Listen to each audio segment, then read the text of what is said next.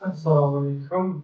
What's up, fellas? Va keyingi voqeliklar ketma-ketlikda davom ettiramiz. Keyingi eng muhim hisoblangan voqelik bu Great Leap Forward. Inglizchasiga 1958 va 1962 yillarni o'z ichiga olgan davr hisoblanadi. O'zbekchasiga bu hodisa tarjimasini oldinga uvol sakrash harakati deb tarjima qilsak bo'ladi. Bu voqelikda ushbu siyosiy o'zgarishda Maoning asosiy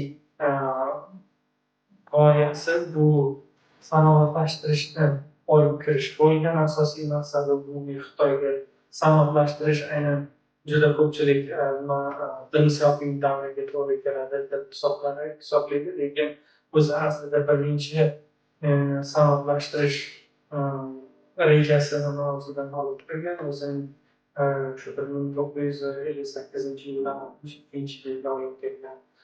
O'sha davrlarni ichiga kiradi va bu juda ko'p iqtisodiy islohotlarni, masalan, bu aynan bizda kolxozlashtirish siyosati, ya'ni collectivization siyosatini olib borgan, bizda ham bo'lib o'tgan va Xitoyda Mao aynan shu yo'lni tutadi va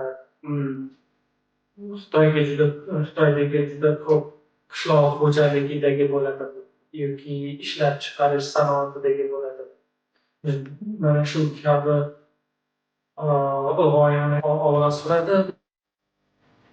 Ushbu g'oyasi juda katta qayta ta'sir ko'rsatadiki, qilingan yana o'sha o'ylangan yoki yaxshilikni o'ylagan bo'lsa ham bu siyosiy islohoti o'ziga qarshi, nafaqat o'ziga qarshi, xalqiga qarshi ishlab bo'ladi va o'sha juda shov-shuvga sabab bo'lgan qushlarni otib o'ldirish siyosati bo'ladimi, qishloq xo'jaligidagi yetishtirgan barcha mahsulotlarni qayta o'ziga butun markazlashgan davlat bo'lib yig'ib olishlar, har bitta hosilni markaz tomon yig'ish.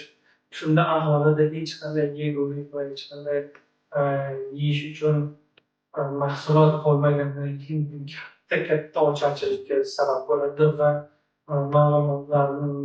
ma'lumotlarga qaraganda 30 milliondan ziyod insonning o'stirilib qoladi. Bu raqamlar juda yirik. Shu masalan 1900dan boshlab 1960-62-yilgacha bo'lgan davrni agar hisob kitobini olsak, balkim 100-300 milliondan ziyod insonlar vafot yostirib qo'ygan deb xulosa qilsak bo'ladi. Aynan mana shu holat sanoatlashtirish va kollektivizatsiya qilish, ya'ni kolxozlashtirish siyosati juda teskari ta'sir berib, katta ziyonlarni keltirib chiqardi. Masalan, sanoatlashtirishda qo'lga tushgan har qanday boshqa bo'lsa, odamlar o'zini eritib, qaysidir bir mahsulotni ishlab chiqarishlar. Bu boshlanishiga balkim o'sha 58-60-yillarda ham yaxshi natija ko'rsatgan bo'lishi mumkin, lekin oxiriga borib juda ko'plab sababli hodisa hisoblanadi. Rahmat hammaga. Keyingi videoda ko'rishamiz.